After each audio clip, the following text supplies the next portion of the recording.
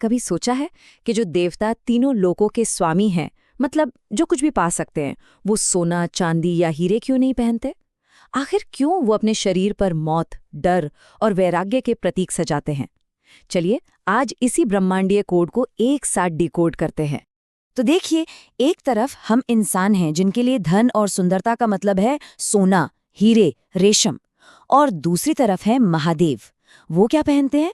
ठीक वही चीजें जिनसे हम डरते हैं। गले में जहरीला सांप, शरीर पर शमशान की राख और खोपड़ियों की माला। है ना ये कमाल की बात कि हमारी दौलत की परिभाषा और उनकी परिभाषा में जमीन आसमान का फर्क है। तो ये ही तो असली सवाल है, आखिर क्यों?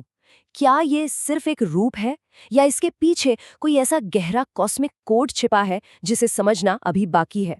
चलिए आज शिव के हर एक आभूषण को डिकोड करते हैं और इस पूरे रहस्य को सुलझाते हैं।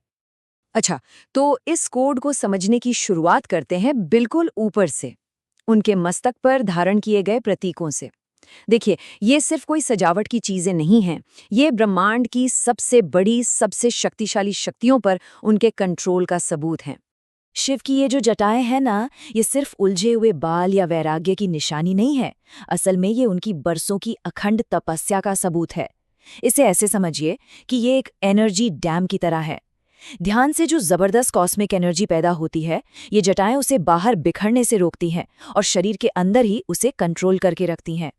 और इस एनर्जी डैम का असली टेस्ट तो तब हुआ जब स्वर्ग से माँ गंगा नीचे उतरी। सोचिए, उनका वेग इतना तेज, इतना जबरदस्त था कि अगर वो सीधे धरती पर आती तो सब कुछ तबाह हो जाता। लेकिन शिव ने क्या किया?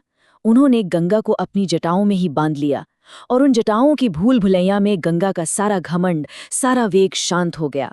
और जब वो बाहर निकली तो वो विनाश करने वाली बाढ़ नहीं, बल्कि जीवन देने वाली एक कोमल धारा थी। तो गंगा की ये कहानी हमें क्या सिखाती है? यही कि असली चीज ताकत होना नहीं है, असली चीज है उस ताकत को कंट्रोल करना। शिव के आभूषण इसी कंट्रोल, इसी बैलेंस का प्रतीक है, सिर्फ कच्ची पावर का नहीं। जैसे उन्होंने गंगा की शक्ति को कंट्रोल किया ना, ठीक वैसे ही शिव ने समय के बहाव पर भी कंट्रोल किया। और इसकी कहानी जुड़ी है चंद्रमा से। हुआ ये है कि चंद्रमा को उनके ससुर प्रजापति दक्ष ने खत्म हो जाने का श्राप दे दिया। जब चंद्रमा मरने लगे तो उन्होंने शिव से प्रार्थना की, तो शिव ने उन्हें उठाया और अपने माथे पर सजा लिया, उन्हें अमर बना दिया। लेकिन श्राप का मान भी तो रखना था, इसलिए उन्होंने चंद्रमा को ये चक्र दिया कि वो 15 दिन घटेंगे और 15 दिन बढ़ेंगे, और बस तभी से ये कृष्ण पक्ष और शुक्ल पक्ष बने, और इस तरह शिव समय के भी स्वामी बन गए। तो ये तो हुई कंट्रोल की बात। अब चलिए उन प्रतीकों की ओर बढ़ते हैं जो शिव के त्याग और करुणा को दिखाते हैं। वो कहानियां जहां दूसरों के लिए उन्होंने खुद को दांव पर लगा दिया। और त्याग की बात हो तो समुद्र मंथन से बड़ी मिसाल क्या होगी, पता ही है। जब देवता और असुर अमृत के लिए सागर मंथ रहे थे, तो अमृत से पहले निकला हलाहल विष, इतना खतरनाक कि पूरी सृष्टि को जलाकर राख कर देता। तब कौन आगे आया? महादेव। उन्होंने पूरी सृष्टि को बचाने के लिए वो जहर पी लिया, और कहते हैं कि माँ पार्वती ने उस जहर को उनके गले में ही रोक दिया, और तभी से उनका गला हमेशा के लिए नीला पड़ गया। वो नीलकंठ कहलाए, मतलब त्याग का सबसे बड़ा उदाहरण। और उसी मंथन में एक और त्याग हुआ था, नागराज वासुकी का। उन्हें रस्सी बनाकर इस्तेमाल किया गया, जिससे उनका पूरा शरीर जख्मी हो गया। मंथन खत्म होने के बाद वो बेचारे डरे हुए थे अपने दुश्मन गरुड़ से। तब शिव ने उनके इस त्याग का सम्मान किया। उन्होंने वासुकी को उठाया और अपने गले का हार बना लिया, हमेशा के लिए उन्हें सुरक्षा और सम्मान दे दिया। सोचिए, जो सांप डर और मौत का प्रतीक माना जाता है, उसे शिव ने सुरक्षा और सम्मान का प्रतीक बना दिया। तो अभी तक हमने बात की बाहरी शक्तियों और त्याग की। अब ये सफर बाहर से अंदर की तरफ मुड़ता है, उन प्रतीकों की ओर जो अपने मन, अपने अंदर के स्वभाव पर जीत हासिल करना सिखाते हैं। जैसे कि ये बाघ की खाल जो वो पहनते हैं। एक बात साफ है, शिव शिकारी नहीं है। ये खाल किसी शिकार किए गए जानवर की नहीं है। ये उस मायावी बाघ की है जिसे कुछ घमंडी ऋषियों ने उन पर हमला करने के लिए भेजा था। शिव ने बड़ी आसानी से उस पर काबू पा लिया और उसकी खाल को अपने आसन के रूप में पहन लिया। तो ये खाल किस चीज का प्रतीक है? ये इस बात का प्रतीक है कि उन्होंने अपने अंदर के जानवर पर, यानी अपने गुस्से, अहंकार और हिंसा पर पूरी तरह से जीत हासिल कर ली है। और अब बात करते हैं रुद्राक्ष की। इसका मतलब पता है? रुद्र अक्ष यानी रुद्र के आंसू। कहानी बहुत खूबसूरत है। कहते हैं कि हजारों साल की गहरी समाधि के बाद जब शिव ने आंखें खोली और दुनिया का दुख दर्द देखा तो उनकी आंखों से करुणा के आंसू छलक पड़े, और वही आंसू जहां जहां गिरे वहां रुद्राक्ष के पेड़ उगाए।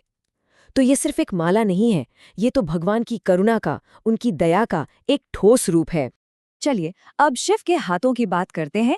उनके हाथों में दो सबसे जरूरी चीजें हैं, त्रिशूल और डमरू, और ये दोनों मिलकर ब्रह्मांड की दो सबसे बड़ी ताकतों को दिखाते हैं, सृजन और विनाश। देखिए, एक हाथ में है त्रिशूल, ये विनाश का प्रतीक है, जो प्रकृति के 3 गुणों सत्व, रजस और तमस को कंट्रोल करता है। और दूसरे हाथ में है डमरू, ये है सृजन का प्रतीक। कहते हैं कि जब ये बजता है तो ब्रह्मांड की पहली ध्वनि पैदा होती है। इसी की 14 ध्वनियों से संस्कृत व्याकरण की नींव रखी गई। तो एक हाथ में विनाश, दूसरे में सृजन। यही तो है वो कॉस्मिक बैलेंस।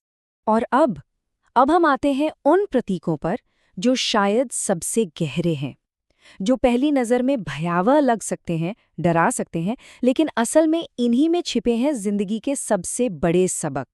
जैसे कि भस्म। शिव अपने पूरे शरीर पर भस्म क्यों लगाते हैं? जवाब बहुत गहरा है, क्योंकि राख ही अंतिम सच है। सोचिए, सोना हो, लकड़ी हो या खुद हमारा ये शरीर, एक दिन सबको राख ही बन जाना है। तो ये भस्म हमें हर पल याद दिलाती है कि ये दुनिया, ये जीवन सब नश्वर है। ये वैराग्य का सबसे बड़ा प्रतीक है। और वो खोपड़ियों की माला, मुंडमाला? नहीं, ये किसी क्रूरता की निशानी बिल्कुल नहीं है। ये तो समय के न खत्म होने वाले चक्र का प्रतीक है। जीवन, मृत्यु और फिर से जीवन। कहते हैं हर खोपड़ी एक पूरे युग को दिखाती है। मतलब शिव हमें ये बता रहे हैं कि जिसे हम अंत समझकर डरते हैं, वो उनके लिए बस एक मामूली सा बदलाव है। उन्होंने तो समय और मृत्यु को एक गहने की तरह पहन रखा है। और आखिर में उनकी तीसरी आंख, जिसे लोग अक्सर गलत समझते हैं। देखिए, ये बाहरी दुनिया के विनाश की आंख नहीं है, ये अंदर के ज्ञान की, विवेक की आंख है। जब ये खुलती है तो दुनिया को नहीं जलाती, बल्कि हमारे अंदर के भ्रम को, हमारी इच्छाओं को, हमारे अहंकार को जलाकर राख कर देती है। ये सच्चे ज्ञान के जागने का प्रतीक है। तो देखा, शिव के ये जो भयानक कहे जाने वाले आभूषण हैं, वो असल में डराने के लिए हैं ही नहीं, वो तो जिंदगी जीने के लिए एक कॉस्मिक मैनुअल की तरह हैं। नियंत्रण, त्याग, आत्मविजय और सच्चाई को समझने का एक पूरा गाइड। हर एक प्रतीक अपने आप में एक बहुत गहरा सबक है। तो अंत में ये समझना जरूरी है कि शिव के आभूषण हकीकत का एक नक्शा है, अ मैप ऑफ रियलिटी। असली सवाल ये नहीं है कि वो क्या पहनते हैं, असली सवाल तो ये है कि इस नक्शे को देखने के बाद हम सब इसके किस हिस्से का सामना करने के लिए तैयार हैं। अपने अंदर के डर का, अपने अहंकार का, या फिर समय के इस अंतहीन चक्र का। इस पर सोचिएगा जरूर।